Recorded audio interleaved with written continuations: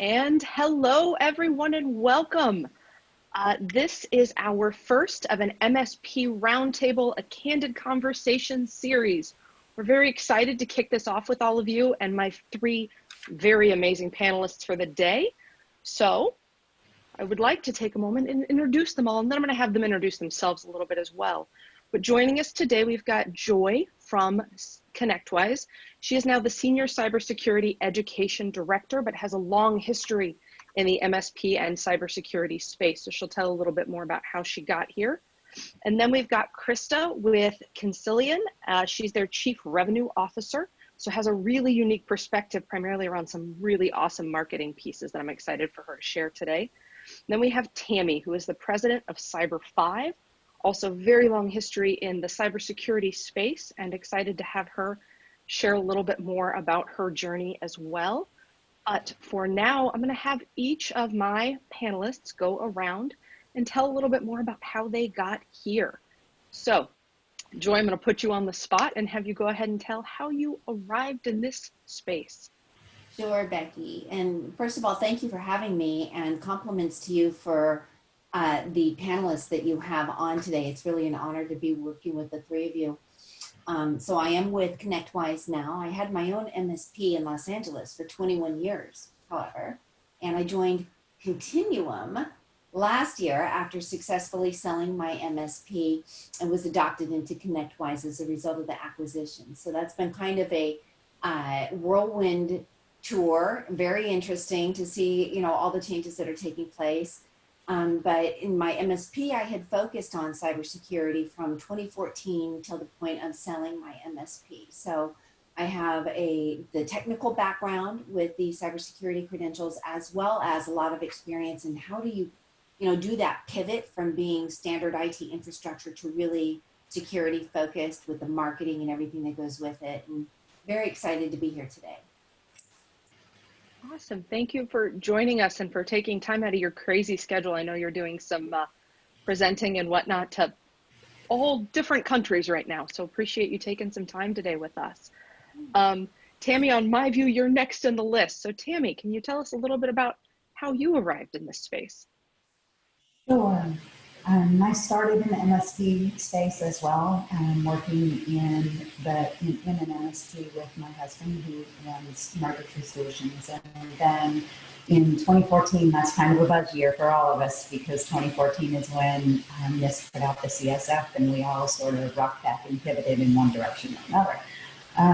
We opened a separate entity and started running a managed cybersecurity organization. And so I have since then been almost strictly in the cybersecurity space.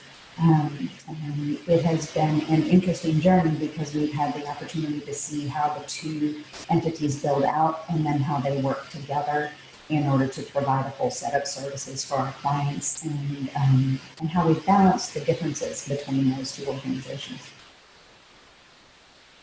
Perfect. Thank you. Krista. Yes, thank you for having me. I'm really excited to be here with you all. Yeah, so I started in the marketing and sales space, but not in IT. So I actually met one of the founders of Consilien probably, well, it's been a while, maybe 6 or 7 years ago.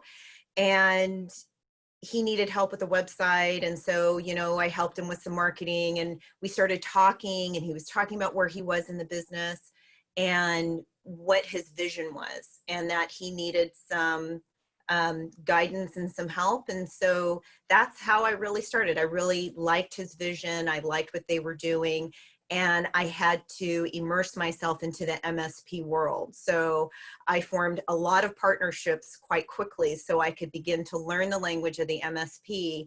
And then it was very clear to us that the most market potential was in security.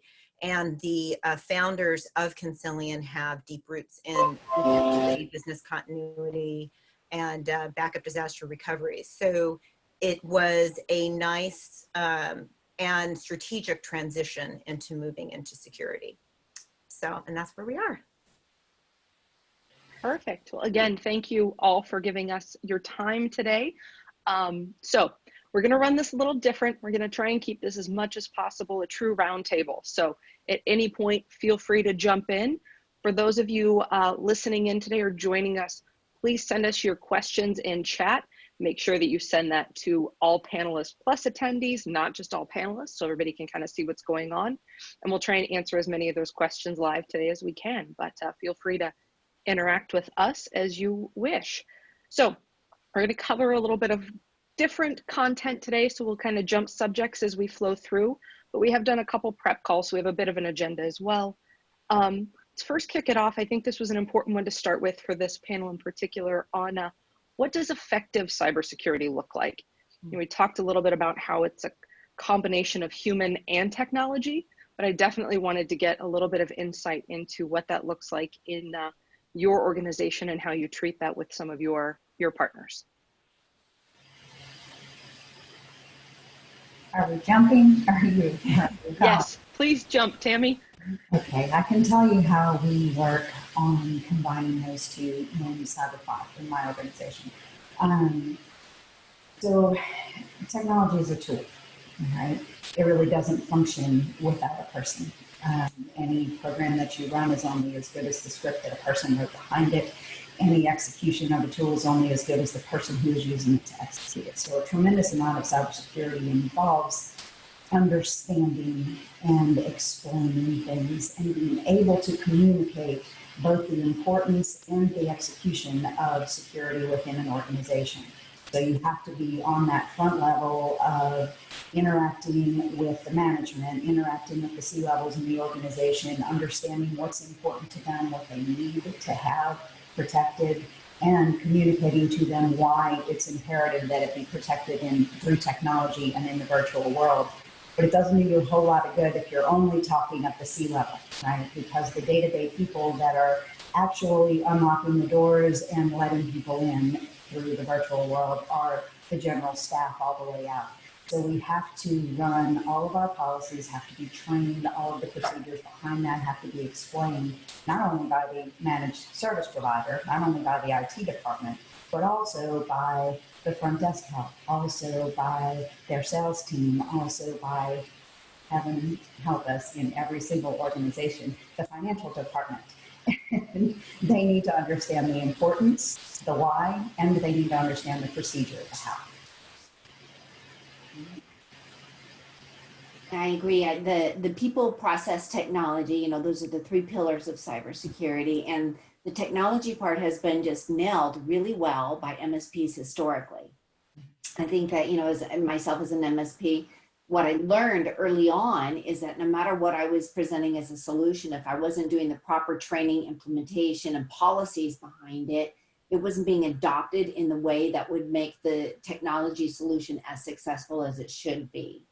And that's where people, I think that in our industry especially, and even small business owners are starting to understand that you can't just pay for a particular solution and expect for that to be the end all be all, now we're secure.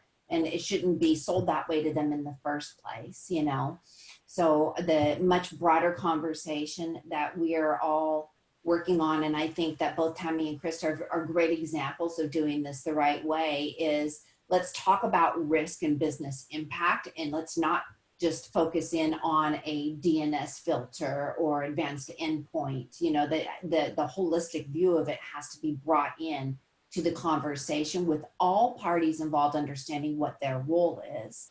And for those users that Tammie was referring to that are leaving the doors wide open at night and not even knowing it, you know, not just for them to be educated, but to have an emotional connection as to why is it important. You know, you want them to be a warrior on behalf of the company and not just, you know, follow check boxes of do this, don't do this. They like really, if they understand the why, you're going to be a lot more successful.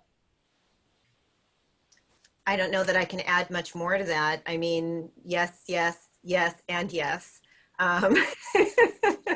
You know, because, and I'm going to talk a little bit about this later, but you know, for us, our value proposition is to help our customers leverage technology and security for business growth.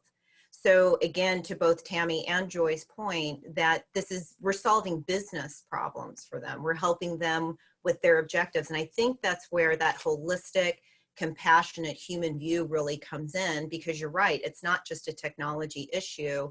And oftentimes, I was talking with a partner yesterday, actually, and we could hear in how they were describing security and how they wanted to approach it. It was just from the technology issue. And we stopped them and said, you know, you have to think about people and process. You think about all of it together, and you do present that holistic solution. And we have found it to be not easy, you know, not everything is easy, but to get that buy-in that Joy was talking about. So yeah. And I will add one other thing. When an organization is not a democratic republic, right? So the people at the top, they get to make the rules and then they get to enforce them.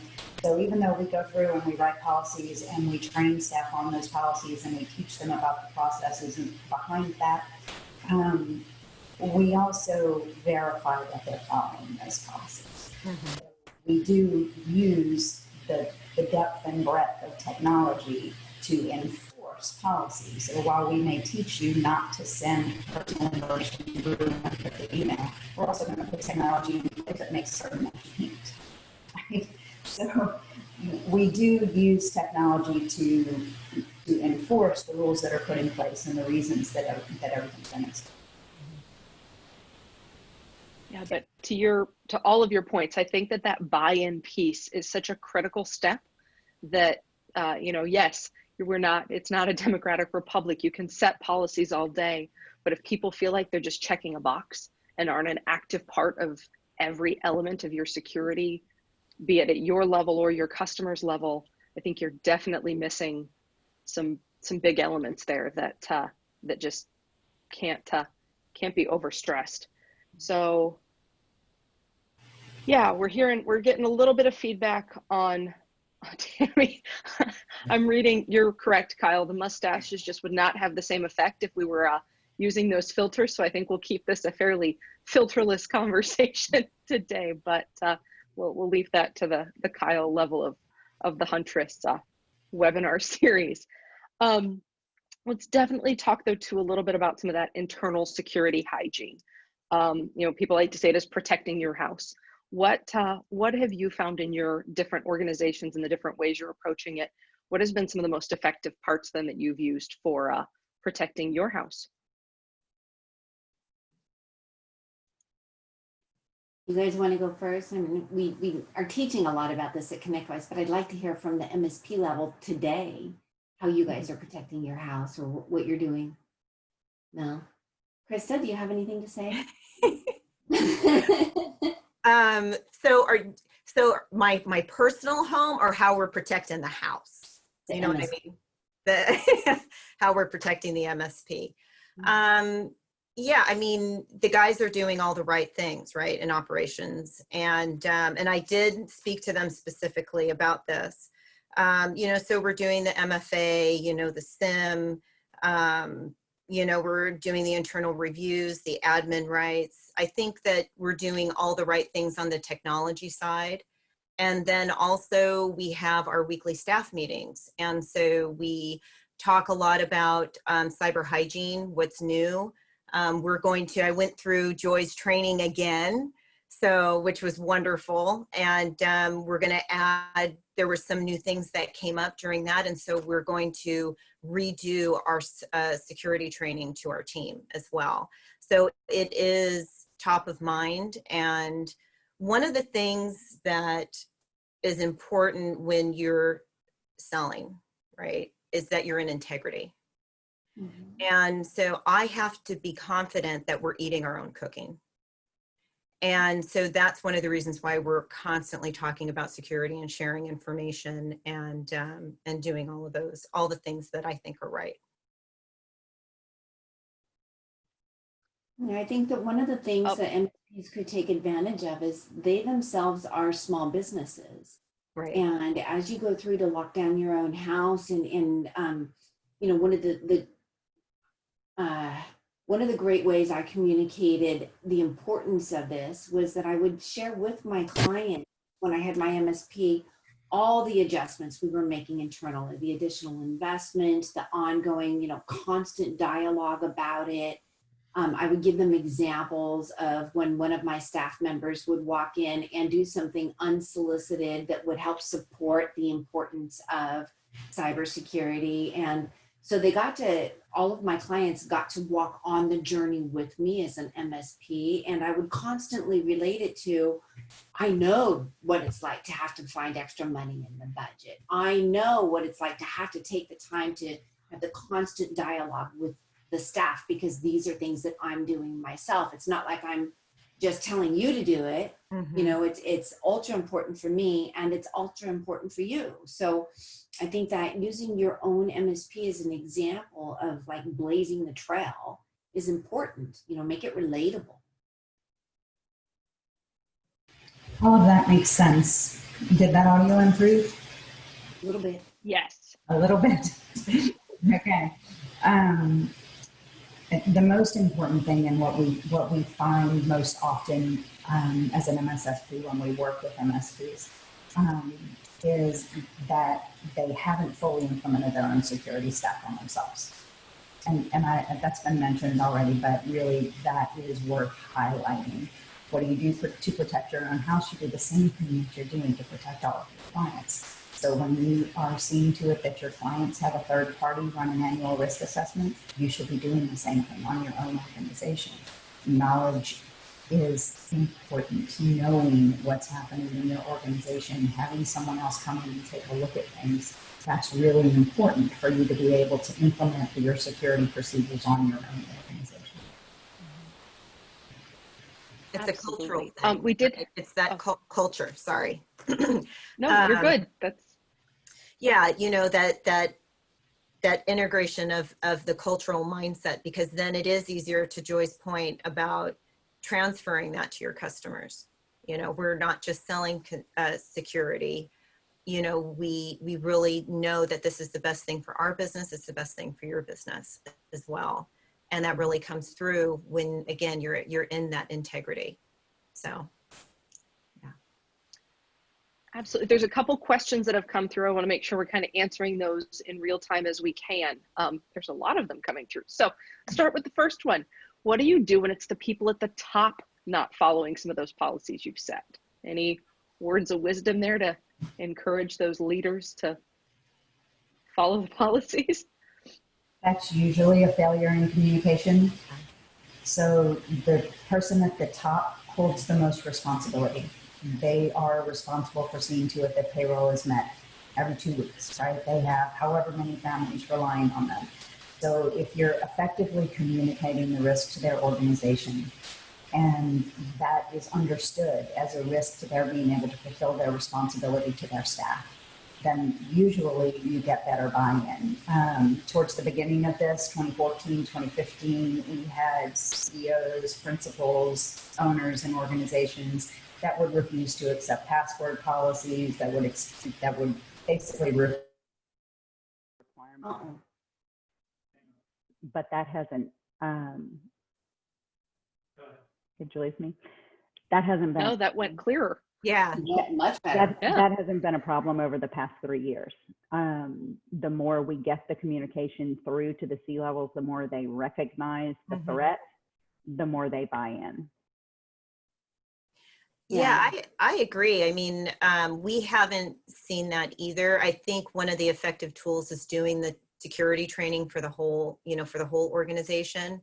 And that really opens everyone's eyes. So we did that for one of our customers, and, of course it was the owner that was running afoul of a lot of the things that you shouldn't be doing. He was doing, we were able to remediate it right away. So yeah, I think in the last couple of years that really hasn't been an issue. We know that a lot of organizations are reading the news. So they're also hearing about this, where I think before, like when we would talk about business continuity as an example, years ago, it wasn't really in the news and people weren't really thinking about it so much. But with security, it is very top of mind. So sometimes they come to us and they said, we're worried about extortion, so they're starting to talk to us about what their concerns are with security, which is good. That's a really good thing. Mm-hmm. Yeah, I think it comes back to the, like Tammie said at the outset, is the communication. If you are not properly walking them through why they themselves are the biggest target, I mean, most of the CEOs, presidents of any small business are going to be the ones that if there's a targeted approach to breaching their company, they're going to go for the top people first. And I know that, you know, there's all kinds of things that you can do, not just with the security awareness training. And if you do the security awareness training, like Krista said, make it mandatory that if the president or CEO is not in attendance as a show of leadership support, it would be a waste of the company time. I used to actually say in my MSP that if the president or CEO is not in the room, I'll turn around and walk back out. And they knew me well enough to know that She that meant was it. true. See the back of my head. Understood why, you know, they were really clear on why that's so important. And then there's simple things you can do, like just show them how much information is already out there about them that would make it very easy to do a social engineering, you know, ruse to get into their company. And that would probably turn them into a believer to be more open to talking about the risk in the cybersecurity conversation. Mm-hmm. Yeah, any security company that runs a risk assessment is going to see to it that the principles are a focus on a penetration test, or they're going to see to it that the principles are a focus on any risk assessment, so that you are revealing to them what their own vulnerabilities are. But look, primarily companies come to us for one of two reasons, right? When they come through the door saying we need help, they're either coming through the door saying we need help because they've been forced into regulatory compliance, or because themselves or someone that they know and respect has fallen victim to a cyber attack and lost their organization or come really close to losing it. And so then they show up and go, okay, we understand that there's a risk here. So they're either recognizing a financial risk and a certification risk from regulatory compliance, or they're recognizing a financial risk and a reputational risk from someone who has lost significantly to a cyber attack. So usually it's the principals who are coming in saying we need you, and we need to get organized here, and we need to see to it that everything is safe, because I didn't realize we weren't safe. And that's been a significant pivot over the past 5 years. It really has. It's not the IT guys coming in. It's not us saying you need security as much as it is companies saying, I recognize that we really need security. So it's a big shift. It and is. I don't think that's going to stop. I mean, definitely over this latest evolution, security is a greater awareness, not a lesser one. So when you look at where the marketplace is today with, you know, with COVID and remote working and companies being concerned about, you know, their spending, when you look across the board, they're still spending on security. It's still a priority.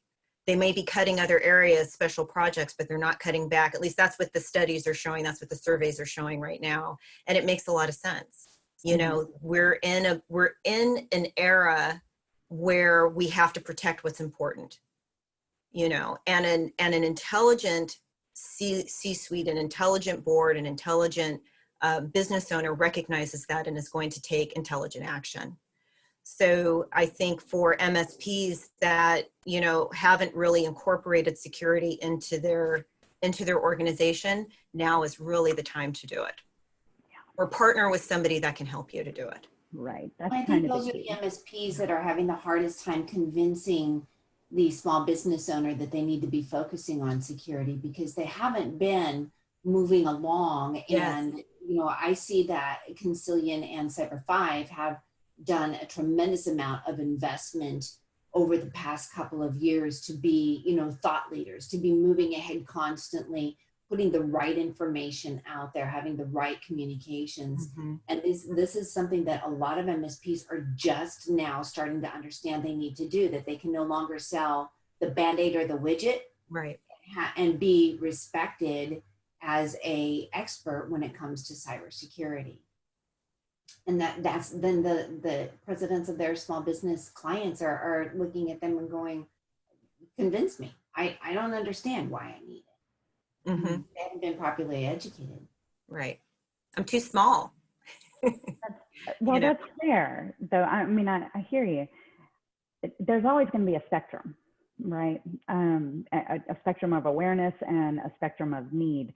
And certainly there are small businesses out there for whom the need for cybersecurity is smaller, right?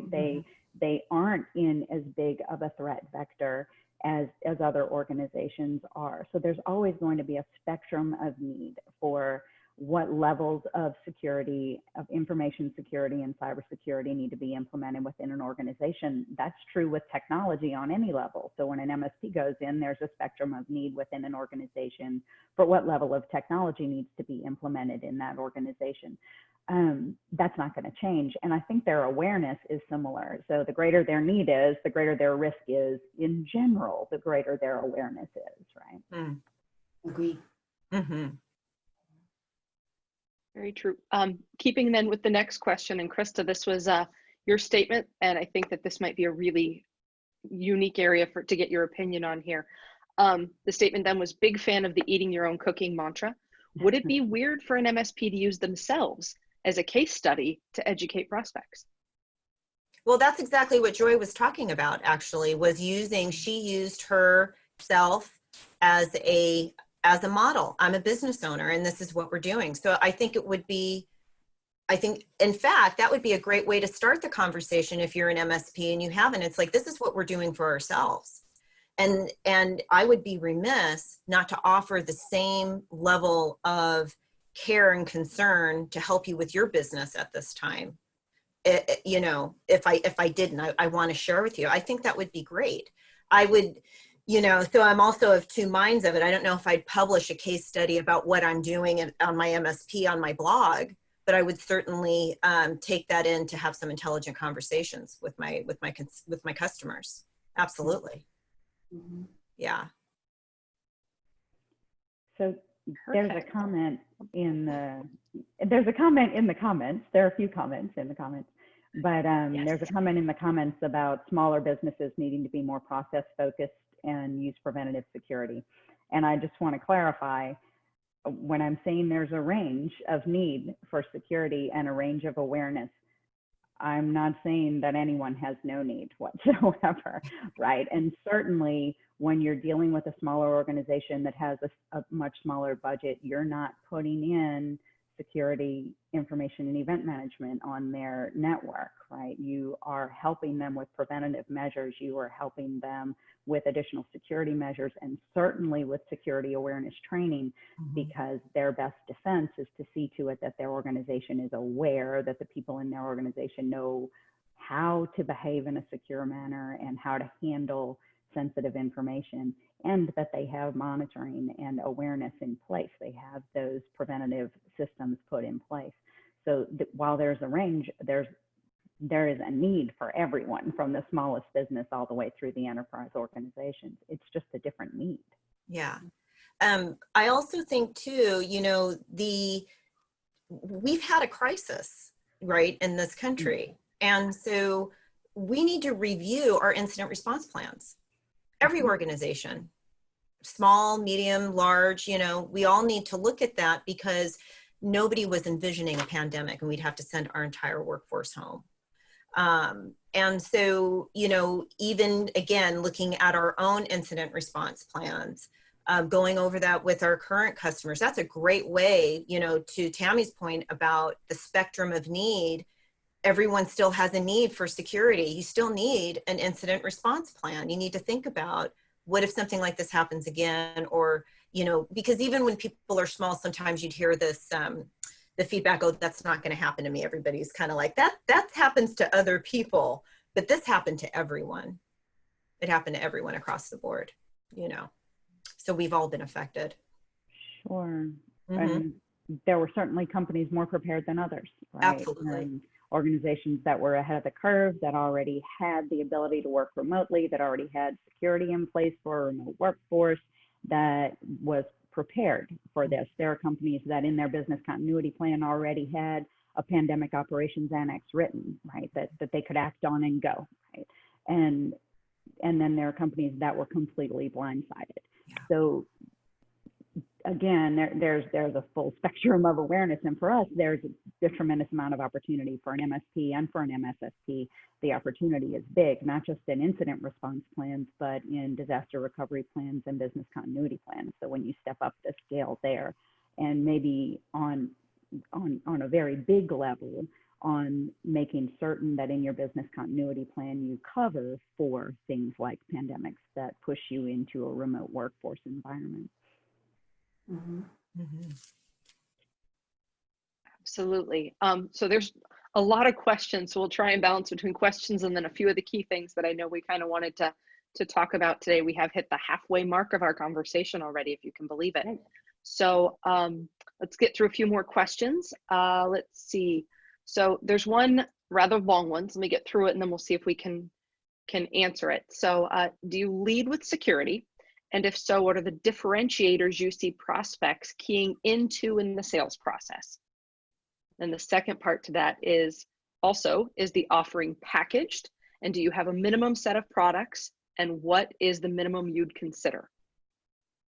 So two very different questions there, but I think that sometimes the packages that you offer and the levels can be a differentiator there.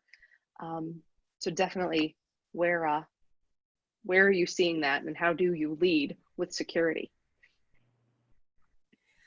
So go ahead, Tammie. No, that's okay.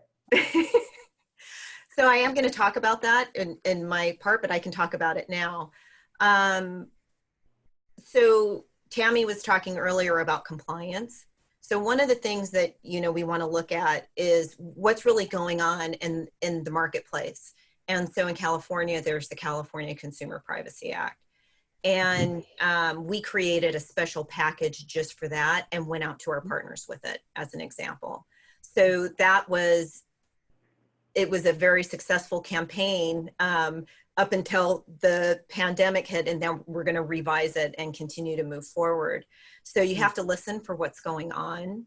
I know sometimes it's easier to just kind of put things in a box and try to sell, what's in my box, no matter who you are, but you really have to be clear about who you're speaking to, what their potential pain points might be, and then develop a package around that. That's how we approach it.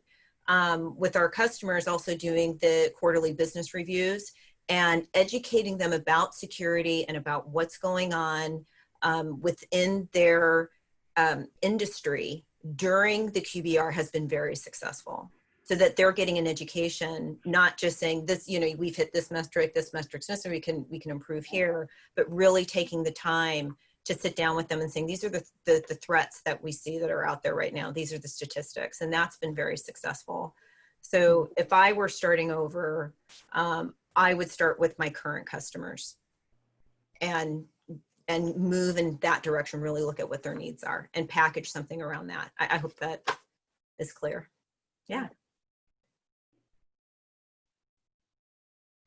I think that, the question that, like, do you lead with cybersecurity? I think what you lead with is, what are your business goals? Mm-hmm. What are the main drivers of revenue sources to hit those goals? And what might jeopardize that?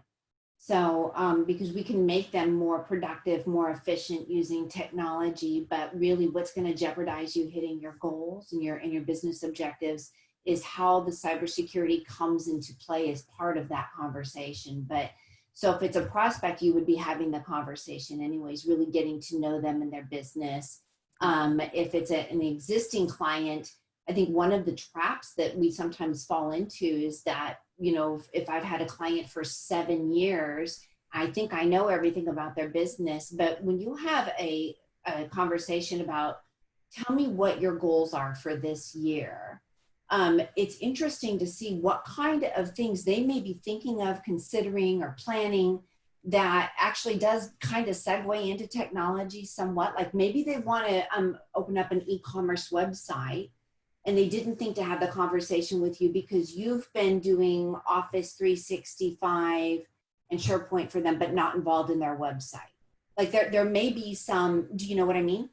Mm-hmm. And so sitting down and just like have the conversation, even if you've had a long-term relationship with them, so that you understand not just where are you heading, how do I help you get there, but what do you consider to be the crown jewels of your business, so that you and I are completely aligned in prioritizing what are we protecting, how fast do you need to get back on board if that were to, you know, that's where the business continuity plan comes into, and what kind of existing controls do we have around protecting that we might need to improve upon. So cybersecurity should weave itself into the conversation if you're having the high level business consultative conversation with the client or the prospect that you should be having, right? It should weave its way in, leading with cybersecurity. The only reason I can imagine you do that is that they call you and say, my MSP really is clueless about cybersecurity and I'm looking for someone to help me. Then yeah, lead with the cybersecurity. So I would answer very similarly in that, no, I don't lead with security. And what you lead with always is, what are your business goals? What are your goals this year? What are your ultimate goals? What is the mission of your organization? And then if you're an MSP, you step into how technology empowers them to accomplish that, right? If you're an MSSP, you're talking about what information security they need in order to stay on track with their goals. Do they need compliance? Do they need, you know, where are they in that spectrum, right? And what services can you provide to them to help them stay secure?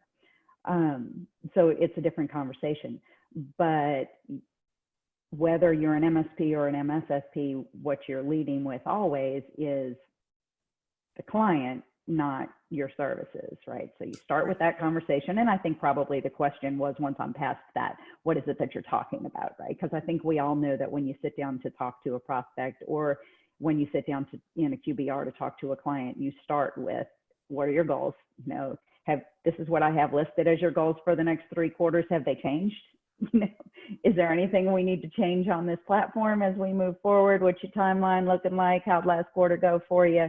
Those are your conversations before you get into, okay, these are our projects that we've got scheduled in technology for the next 3 quarters. Do you like the way we've got this laid out? You know, and or if you're an MSSP, you're talking about, okay, your last annual risk assessment was in Q3. So we're going to schedule your next one for Q3 of this year. It's coming up. This is what you need to do to be prepared. You know, we're having those conversations. So that was, and I know you had a second question, and I totally, I'm losing what the second question was. Something about That's packages. okay. We maybe? have packages. We have a lot more coming through on those types of questions as well. I have a feeling that we might end up doing a part 2 here, just based on some of the questions I'm seeing. Just a heads up. Well, we sell nothing piecemeal. Everything is fully managed. That's all we do. Mm-hmm. No, that's great. So I'm trying to keep up with all the chat going on and all the questions. So one that I definitely wanted to cover, because I know in our pre-conversations we had some, I think, pretty interesting conversations around this piece, is that whole next generation security talent. That I know that finding talent is an increasingly, maybe not as difficult as it was a couple months ago, but still definitely an area of you know, of pain for a lot of MSPs and MSSPs. So where are you finding some of your talent in your businesses beyond, you know, kind of the normal realms? Well, for us, I feel like I was just talking, but for us, we're in a kind of unique position on a few levels, because I have a cybersecurity family. My husband, Troy, is a CISSP. Our 2 oldest kids are in the University of Texas in San Antonio and in different cybersecurity programs there. And so we're tied into the college scene, and that for us has been a really positive way for us to interact with the community, and for us to give college students who are really focused on cybersecurity, and this is what they want to do. And every high school counselor has been telling them, this is the career of the future. You'll never be without a job if this is what you, and that's where they're going, right? But they don't know anything about business, and they don't know anything about, you know, this whole conversation that we've had. If you start this conversation of what are your business goals, as in if you're going to sell cybersecurity in a business. Now, if you're going to be part of a government cybersecurity team, well, that's a different goal, right? But if you're going to work in the business world, then you need to understand business. So we definitely work through UTSA. We work on being able to present to their cybersecurity groups, their unofficial and their official cybersecurity groups, to work with their Air Force ROTC program, and to know that we can pull kids in for internships or young adults in for internships and give them some experience in the business world that they'll be able to take with them after graduation. So that keeps us aware of kind of what's happening on the front end in the education world, and it helps the students that are in that world be more aware of what's happening in the business world as well. Yeah, for us, I think we're in the position that a lot of MSPs are, where, you know, just the resources in general to invest. And so we've grown through partnership. And that's been really beautiful for us. And so when I'm out networking, I do a lot of networking, and I meet other technology partners, I'm always thinking about how can we partner? How can I help you? You know, so it's always about, you know, the givingness, and then also the givingness to my clients. So for example, we have a CISO, but I've also met other CISOs, one in particular who is all HIPAA high trust. I mean, he's really deep into that. So if there's an opportunity where that's a good fit, a better fit for the customer, he's coming in under our brand, and we're going to work with him. So I think that is, for us, that's a smart way to leverage those resources, is through looking at partnerships instead of looking at everybody as competition. Yeah. That's been really important for us, and successful. It's worked for us so far. Yeah, that's great. Yeah. Yeah. I don't have technology children that I'm bringing into the fold. So I know, I'm sitting there thinking, so great. Can they adopt me? Yeah, fantastic. Yeah. Was it when I had my MSP, I was a big fan of the outsourcing, and the thing about outsourcing is that you have to have a strong relationship with any vendor that you might be outsourcing to, because you're going to get out of it what you put into it, right? You can't just say, here, take responsibility for this, and then not be in constant communication about, is the way that you're doing business a right fit for myself and my clients? And is there better structure or process that we should be building into this? Because managing that vendor relationship is the same responsibility that you would have for managing your own employee. And I think that that's a miss, or where people might be less successful with the outsourcing model. And Tammie, would you agree with that? Because Tammie's MSSP works with a lot of MSPs, and there has to be that constant alignment of making sure that we're doing things, you know, meeting each other's expectations, instead of just, you know, well, this doesn't work. You're not doing anything the way I expected. You know, so the outsourcing for me was the way that I was able to scale my MSP dramatically compared to trying to manage an internal employee. And with the cost savings, you know, in Los Angeles, where I was based, having somebody with any kind of cybersecurity experience, or even a really good L3 engineer, was extremely cost prohibitive, unless I was willing to outsource to foreign countries, or just have somebody that was 100% remote, and that had its own challenges with it, you know? So.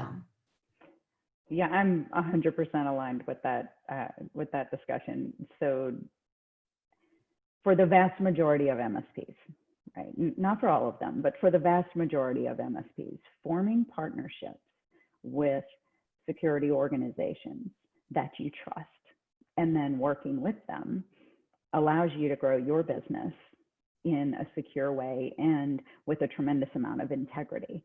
So while you can add security services to your stack, right, that's a different thing than actually functioning as an MSSP. And there are services that you really need that third party, that separate entity, in order to execute effectively and with integrity, right? So you need that third party to be running your annual risk assessments. You need that for compliance reviews. You need that, you know, and it's easier and much more economical to partner with an organization that is primarily or solely focused on security, and allow that organization to put you in a situation where you can offer a pre-built set of services to your clients, right? And you bring up your own professional relationship with your clients. You raise the level of your professional relationship with your clients when you tell them, listen, we're an MSP. We provide you with technology services. We secure your network. But when you're talking about risk assessments, we're going to introduce you to our partner, and our partner runs a cybersecurity company. This is what they do, right? They offer security services. They're the professionals on this, and they will evaluate our systems. They'll tell you how good we're doing. And you're giving them that third-party input that allows a third party to come in, do an assessment, and say, hey, these are places where you're vulnerable. And it looks to me like these are places where your MSP has been telling you you need to step up your game, and you haven't been willing to buy in. I'm telling you it's where you're vulnerable, right? So that project work rolls back around to an MSP. So it's really a very winning partnership, but it is a partnership. And for the vast majority of MSPs, it's the way that they can implement cybersecurity in their organizations. Absolutely. So we've had a lot more questions come in. I think some of them, though, might be answered in a few of the next sections we were going to talk about. So, Krista, I'm going to go ahead and share your slides then on managing the flood of information. So give me 1 second here. There we go. That should do it. Yeah, so when we were talking about this earlier, it was how to differentiate yourself, and because there's this tremendous flow of noise that your customers and prospects and partners are hearing. So how do you do that? And for me, it really starts with know what your value proposition is. So oftentimes you want to just copy what other people are doing, and it doesn't have your voice or your personality or really what you're bringing to the table. And I think, and even if your value proposition is similar, I'm listening to Tammie and I'm listening to Joy, and we're all on the same page with, we're providing business value. You know, we're going to help you leverage this to help you grow your business. So when you know what your value proposition is, you always want to keep that in mind with the content that you're putting out there, because it creates consistency. And I'm going to give you an example in the next slide in just a moment. So also, you know, nurturing your current relationships. We've already talked about giving first, you know, being relevant. I read a lot. I read the news, which sometimes isn't a great thing. But I really want to stay in touch with where I feel the marketplace is going. So we were talking about, is COVID going to be a problem before it started to be a problem? And it was funny because some of the people inside my organization were like, really? And I said, but what if everybody had to send their kids home? What if everybody had to go home all at the same time? What would we do? You know, so we're always looking at that, and because your customers don't want to just be sold to, you're going to bring in some education for them. You're going to tell them things that they may not know that's interesting, that's going to help their business. So I do think it's important to be relevant. One of the conversations that I'm interested in having, and again, I'll show you more in the next slide, is this intersection between privacy, productivity, and security. Mm-hmm. There's a lot of conversation around that right now. And what does that mean? How are we going to monitor our employees' productivity? And are we being too invasive? It's a very interesting conversation to have. You want to speak their language. You want to know who you're talking to. We all love Huntress. You know, Huntress understands who's buying their product. I mean, you do. And so you provide content that speaks to them.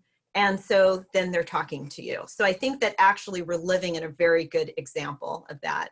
And the thing that I think gets a lot of companies is being consistent. If you can't be consistent with your messaging, you're not going to be able to stay top of mind. And so I think that those 6 items can really help to manage that flow of information and help you stay top of mind with your customers and your prospects. And you know, especially your current customers, really nurturing them through this situation, I think is very important. So next slide, please. Next slide. So again, I talked about the assessment package when someone had that question about, you know, how are you leading? Our business is primarily, again, through partnership. So our banking partners, our insurance partners, that's a warm lead for us. And again, it's a resource issue. You know, we're not a huge company, we're a small company with big ideas. We're a small company with big ideas, big dreams. So. So when you know, when I'm looking at what's going on, I took the package to my partners and they helped to sell it for us, which was fantastic. And the other thing that we're doing to differentiate ourselves is we call our blog the Consilien report. And I thought this year, let's start doing more video. And we've been doing that. And again, I'm doing interviews with partners. Interviews that I think are interesting. So again, the privacy and the security and the productivity is going to be probably the next video that I do, because I find that a very interesting conversation.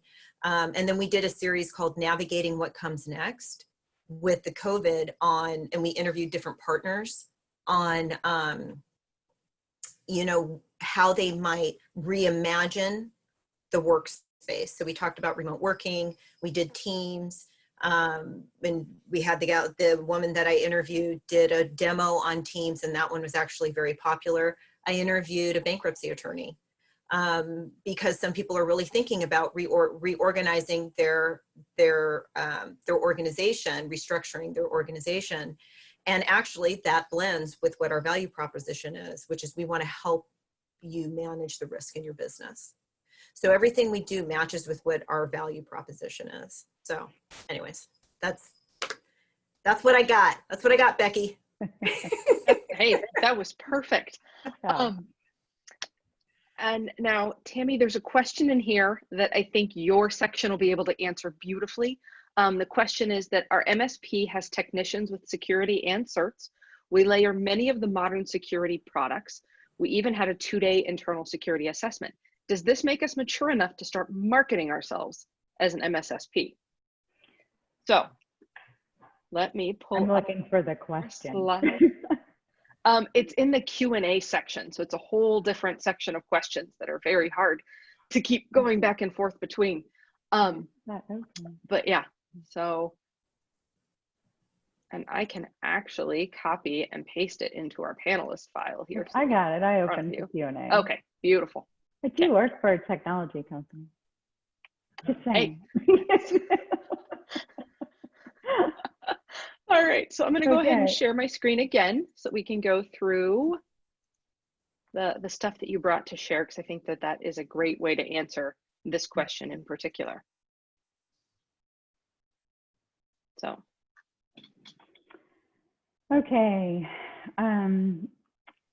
So one thing that I was asked to address was, what are the differences between an MSP and an MSSP, and how do the two entities work together, or can they be melded into one entity? Can an MSP just become an MSSP and continue to be an MSP as well? That's a conversation, and every MSP out there really is looking at security services as a way to expand their financial hold in organizations and become more sticky in organizations, and also recognize and meet a need that the vast majority of their clients are expressing a need for, right? And so I get it, I understand, I mean, we run an MSP, but there are differences. You hit the next slide. There you go. Okay, so MSPs and MSSPs have a different mission, right? They just do. An MSP's mission is to empower their clients through technology, right? That's what they're doing. And an MSP, and that is a full-time job. It hasn't become less of a job. MSPs are entirely focused on technology, on bringing technology to their clients, on training their clients to use that technology, on making certain that the technology stays available, that it stays relevant, that it gets updated when it needs to be updated, that as their clients grow and their clients' mission changes and their clients' goals change, they bring in new technology to see to it that their clients can achieve their goals. It's a full-time job.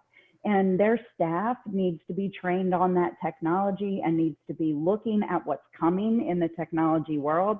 MSPs across the nation, across the world, are watching 5G come rolling in at them. I mean, there are big changes coming, and the level of education and continuing education is constant. And there's already a tremendous demand for engineers on the MSP side, and for engineers that are, you know, level 2s growing into level 3s and that are getting their certifications. It's a big job, and it's a big mission to be able to empower businesses across the country with technology. And businesses can't succeed without it. They literally cannot make it without advanced technology empowering their organizations. An MSSP has a completely different mission, right? The MSSP's mission is to secure the sensitive information. The MSSP has to be able to step in and secure the confidentiality, the integrity, and the availability of sensitive information. They have to do that all the while managing not to interfere with the MSP's goal of having technology empower an organization, but to supplement that empowerment by protecting it, right? It's a different mission. And if you flip to the next slide, the core services for the two businesses are different, right? So the core services of an MSP include running network assessments, regularly assessing the network, right? Getting network and systems management in place, handling information technology disaster responses, like you handle backup and data recovery. That has to happen, and it has to get checked regularly. Your engineers need to be certified in all the line of business applications that you support for your clients. In Microsoft and Cisco, there's all kinds of certifications that you're constantly asking your engineers to keep up with annually and to get new ones in place. They run a network operations center, and they train their users, their clients' staff. If they're not training their client staff how to use Office 365 applications they're already paying for, then they're not empowering those clients to use technology to grow their business, right? So they have their own training platform that they have to have in place. An MSSP has a completely different set of core services, right? They're running risk assessments, they're running compliance assessments, they're handling compliance management. They need to know, if you are operating in the state of Texas, what regulatory compliance are you under? If you've signed a BAA with a dentist office, they need to know that you now have to be HIPAA compliant and how to see to it that you are. They need to have a retained incident response team, and that incident response team needs to be led by a CISSP. And that incident response team needs to be ready to jump like the EMTs, right? So there's a difference between running a general health clinic and being an EMT, right? Being ready to jump at a moment's notice and dedicate 48 hours to a ransomware attack or a cyber attack. Well, an MSP, they can't pull their engineers and say, I'm taking everybody in this pod and putting them on this cyber attack for the next 48 hours because it is ultimately critical. That's an MSSP's, one of an MSSP's core services, right? They run a security operations center, which is different than a NOC, right? And in training, there's security awareness training, which is a different set of training than application and technology training that an MSP is doing. When you look at those core services, that's not to say that an MSP can't provide some of the core services that an MSSP does, or that an MSSP can't provide some of the core services that an MSP does. But they're focused on different missions, and those services really support different missions. You hit the next slide.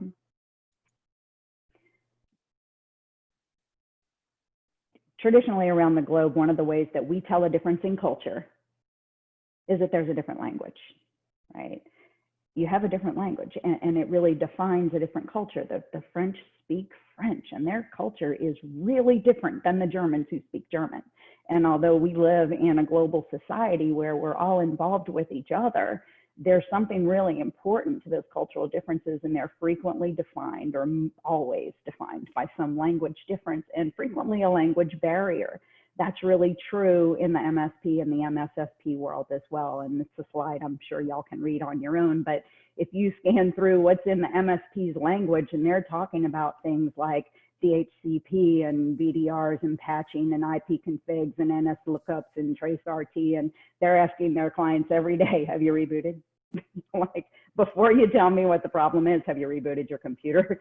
And they're looking for people on staff that are MCSEs and CCNAs, and that's a different set of languages and terms that they live in their daily life and that allow them to go through their daily regimen than an MSSP who's speaking their own language.